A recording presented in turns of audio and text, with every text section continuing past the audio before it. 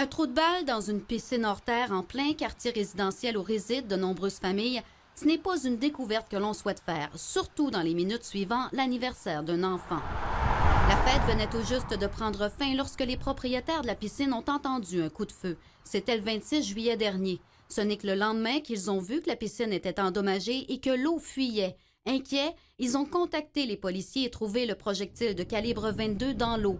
Des spécialistes en identité judiciaire ont été déployés sur les lieux. Voir si on est capable de déterminer avec une certaine exactitude la provenance, la direction. Cette analyse et les témoignages de plusieurs résidents du secteur ont permis aux policiers d'identifier la trajectoire du projectile et de rencontrer un individu qui réside à proximité.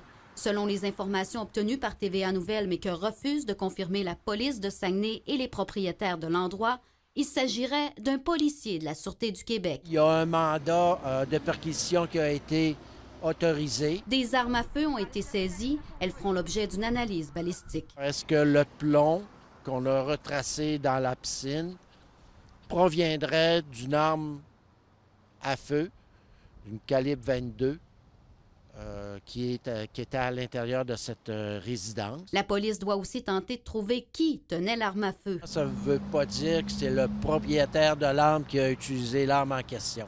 Donc, vous comprendrez qu'il reste encore beaucoup de travail à effectuer dans le dossier. Les propriétaires de la piscine ont refusé de nous accorder une entrevue à la caméra pour ne pas nuire à l'enquête policière parce que, pour eux, le plus important, c'est de trouver le coupable pour éviter que ça se reproduise et que la prochaine fois, un enfant soit blessé. Kate Tremblay, TVA Nouvelles, Saguenay.